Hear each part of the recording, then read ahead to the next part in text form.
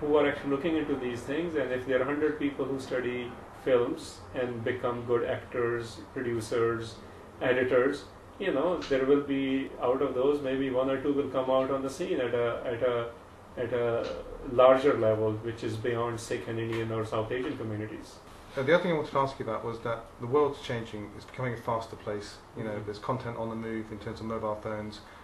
There's the internet, and it's getting more and more prolific in terms of people using technology or actually viewing their content online. You mentioned YouTube earlier on. Right. And I know we've had discussions in the past about the consistency and the importance of syllabus and the importance of making sure that at the end of the day, curriculum is looked at as well. Now my question is really around resources, around the film. We're talking about film, we're talking about art.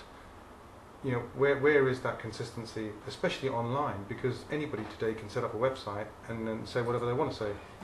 Well, again, I think the onus comes down to the individuals who really want to do a good job in making these things.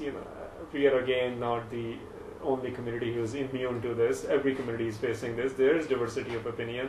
I think what really needs to happen is people doing their thorough job in understanding the content and its context, and then actually doing its interpretation. If we are in a hurry, then you will have websites which are popping up everywhere, or you'll have films which might not understand the needs of the community, and they might be superfluous and being very judgmental, and a lot of that is going on because it is a new thing and we don't know how to handle it. There are debates within community regarding whether certain icons or images should be shown or not. And I think all of that, if we have a thoughtful approach to it, just like whether it's a website or a good book or a creative poetry or being a thespian, any of those requires us to become thought-provoking but yet thoughtful in our presentations as well. So I think it's one of those growing pains where if you're a serious director, you'll spend 10 years understanding how films are to be directed, instead of saying, what, I have an idea and I know what to do, and you just go out there and your film doesn't work, and you're like, why didn't it work? Well, maybe I don't understand how direction, maybe I need to get training in that. One of the encouraging things about Bollywood in recent years is that Bollywood's trying different formulas. It isn't the love triangle anymore. There are underlying stories where the love triangle actually exists, but they are experimenting, and therefore there might be opportunities for new directors to come in.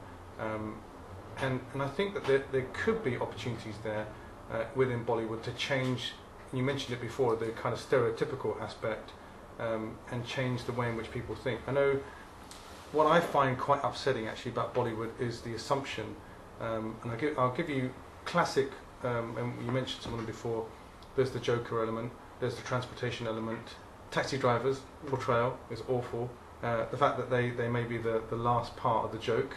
And this the biggest one being that we are the martial race, and projecting that stereotype by showing us as being men. short-tempered, or and not necessarily showing them as real people who, at the end of the day, are the saint soldiers, those who are selfless in service as well. The positive side that we all are, and it is very upsetting. Also, the main issue that I have with Bollywood is the way in which repeatedly they are showing, meaning the current film directors, are showing mixed communities.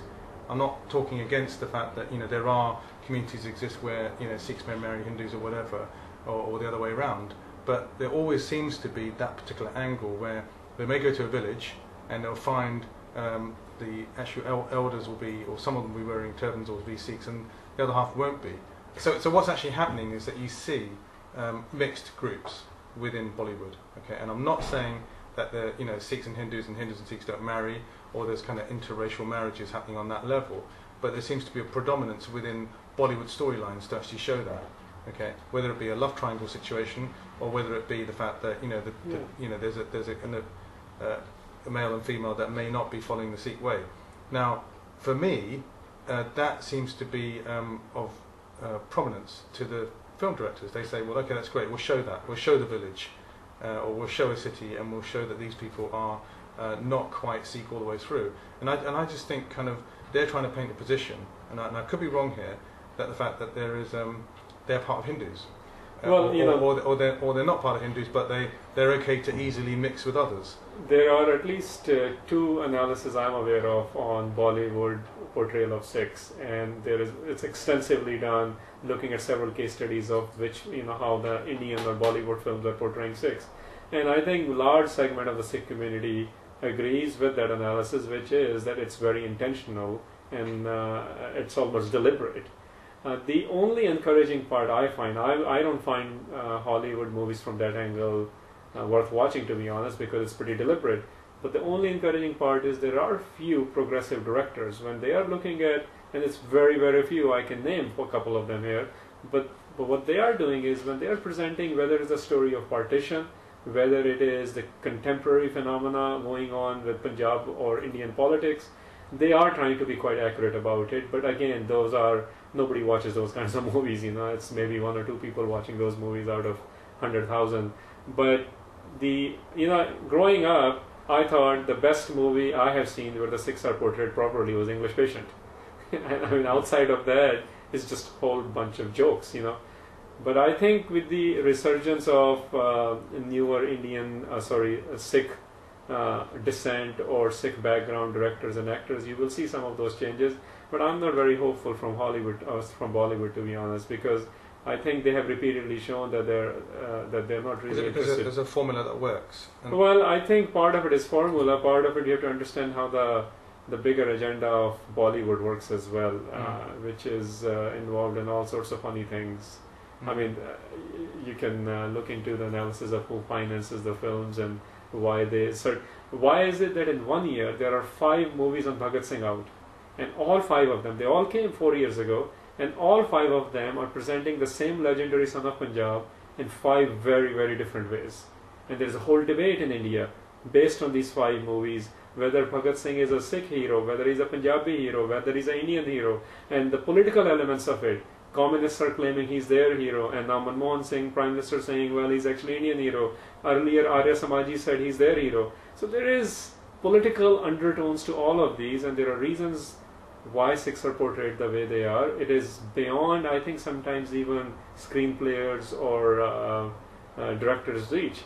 They're just presenting, I think, what they sometimes are thinking will be selling more. So in order to change, are we only reliant on the new generation, the next generation of film directors, or do you think there's anything that we can do today to help that? Because we can't say overnight, hey, stop going to see those films. Can we write to these people? Can we lobby? Is there something that we can do right now, or do we have to wait for a next generation? There have been movements like that. Again, everything helps, but I think the larger, I'm aware, last week there was a news story that there is a Sikh guy in complete form who looks like a Sikh, who's being asked to play in some of the Hollywood movies, which is Bollywood movies, which is an encouraging sign as well. But I think those are anomalies still. I think the larger thing is that you're dealing with certain mentalities and certain lifestyles and certain sort of bigger plans. I guess some people might even call it conspiracy theories.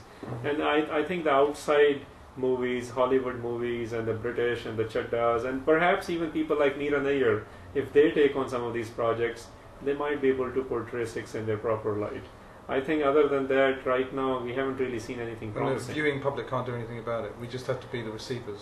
People have tried it. There have been things written in a civil disobedience manner, a lot of letter writings to the censor boards in India and other things. But at the end of the day, nothing really comes out of it. Right. Okay. And then maybe it's up to committees to maybe champion the cause and say that's actually wrong, and lobby for that. Yeah, at some point, but the lobbying process as we understand in the West is very different in India. So censor boards are the ones who have some control over this, and perhaps bureaucrats can be approached to do something about it. But I think at the end of the day it comes down to providing alternatives. I think everyone has their own agenda. Sikhs have their own agenda. Every director has their own agenda. I don't think it's about just Bollywood. I think we all have our own agenda. I think people should be providing alternatives, and at some point it took Denzel Washington several movies before he was seen as a mainstream actor in American movies. So I think it's okay. I think these are challenges and we should take them head on. They frustrate us, but I think we need to channelize the frustration and anger into more creative approaches. I think it's a situation where there could be almost like a media watchdog that says, well, actually, this is blasphemous, Yeah. or you shouldn't really say that because that's wrong? Well, I think we have to be very, very careful with that. It becomes very easy to